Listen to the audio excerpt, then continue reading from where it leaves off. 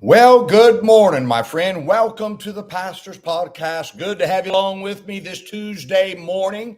And I'm out here in California. Had a great service last night at Brother Goddard's place, doing a family conference here. And my, what a great conference he's putting on here.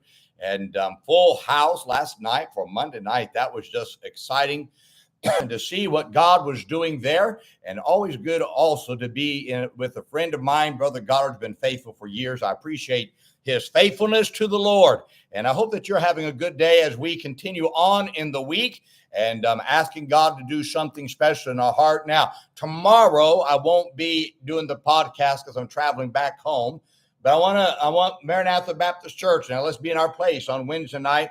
We continue our series on the Christian home and have a very critical lesson again tomorrow night on the home that will be a help to any person that will come. I would encourage you to be there. And no matter who you are, whether you're an adult or a child, I'd encourage you to come in and be there in your place. Well, let's talk today about a leader's blessing.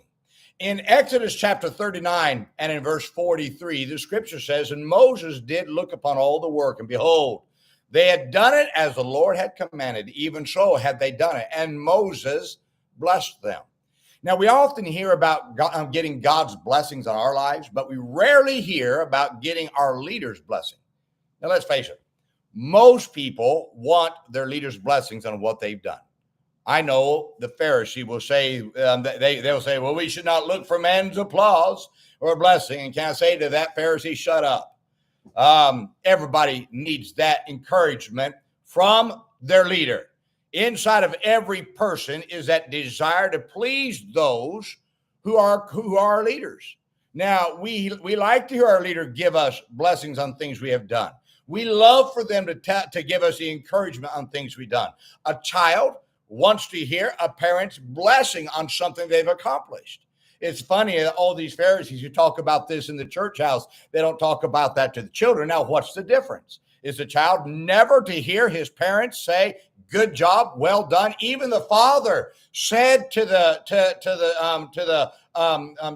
one who took care of the talents, he says, "Well done, thou good and faithful servant." What was that? That was a follower receiving the blessing of a leader. A church member wants to hear the pastor's blessing on what they're doing in the ministry. Now, we want God's blessings, but we also desire a leader's blessing as well. Now, the children of Israel were no different. If a leader's blessing on a follower's work is unimportant, God would not have mentioned that Moses blessed the people. Moses blessed the people because they had done things the right way. You see, Moses had already experienced enough of having to correct these people. He was done with that. So when he saw them do right, he blessed them and he encouraged them, said, what a great job. You're doing it the right way. Now, I want to give you 4 things you can do to get your leader's blessing on what you're doing. First, do things the right way to get your leader's blessings. Moses blessed these people because they did everything he told them to do according to the Lord's word. Now, they did not do things subpar. They did everything to the standard of the Lord's excellence. One of the best ways to get a leader's approval is to do what they have given you to do with excellence and with the best effort that you have. Never do a halfway job. When your leader gives you something to do, do it right and with excellence. Second, don't go behind your leader's back if you want your leader's approval. Now, these people were not doing things their way and avoiding the policies that Moses had set up. They followed his policies, which brought his approval. Now, a moment of frustration with things not being done to how you want them to be done does not give you the right to go behind your leader's back and deceptively do it your own way. Disloyalty is always wrong, no matter how you do it.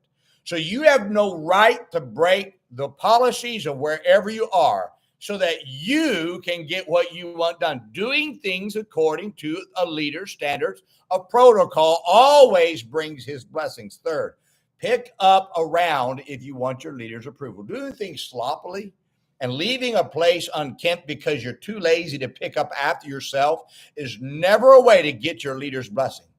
Doing a job right means cleaning up after yourself after you're done with the job. Leaving things behind for somebody else have to clean up means you didn't do your job. Listen, finishing the job, doing everything you're told to do, and then cleaning up after yourself is all part of the job. You want your leader's approval? Clean up after yourself. You'll get a leader's blessing when he can see everything is finished and nobody has to clean up after you. I can tell you, boy, we've had different construction crews come to our church and do things. We just had one just recently come. Now, it wasn't the general contractor's fault. It was somebody he subbed out.